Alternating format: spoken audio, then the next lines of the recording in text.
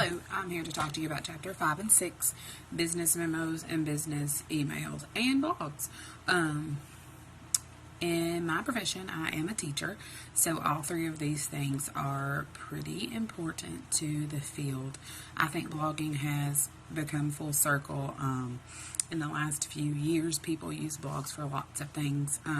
Blogs are important to get your point across. It's also important to build a platform of people that have the same area of interest for you.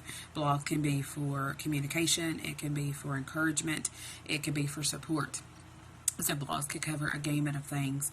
They are created with a message in mind for a specific group of people to come together with like-minded things to talk about and to blog about.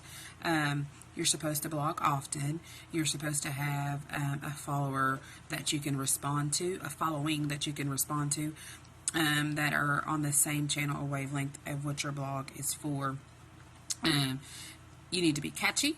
You need to be active in your blogging, blog daily, blog often, provide details, and consider your using visual props or visual cues for the avenue or group of people that you are blogging for. As a teacher, we use paper memos a lot to communicate quickly to each other, sometimes to inter-office mail, sometimes to parents one-on-one. Handwritten memo notes provide a personal touch to whatever information you're trying to portray, to whatever group of people or individual that you're trying to portray it to. These are usually very short things that are written for a specific group of people. They're usually on a piece of paper, nothing typed, nothing, I guess it could be typed, but generally nothing typed. That's where it gets that personal handwritten note feel. It's used for short things, mostly used for, in my field, for parents, letting them know things that are troubling, things are positive, just something quick that will go in a student's backpack or possibly on a paper.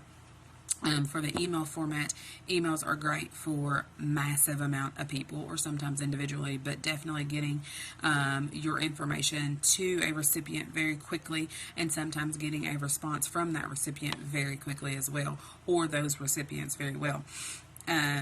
Email travels light speeds, obviously, and it doesn't just have to be local. It can go across state lines, across county lines, across country lines.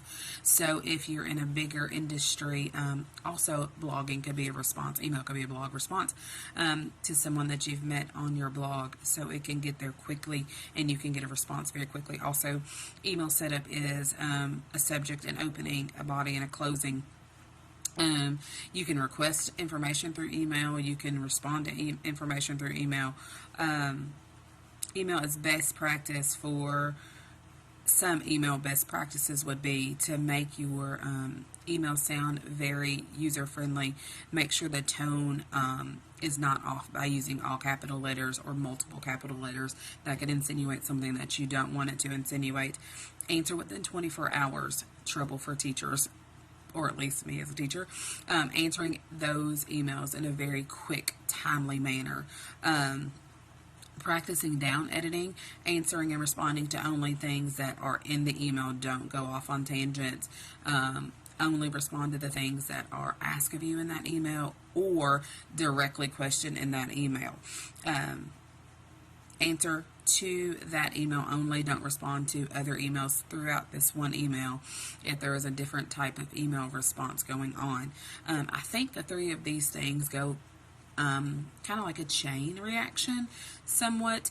In the world of teachers, there's so many bloggers out there that are teacher bloggers that have so many great informations. They want you to connect with them via email, through their blog site or through maybe an Instagram or some other kind of social media. So I think it's kind of a stage type deal. You could use some of these resources in multiple different locations to reach multiple different audiences.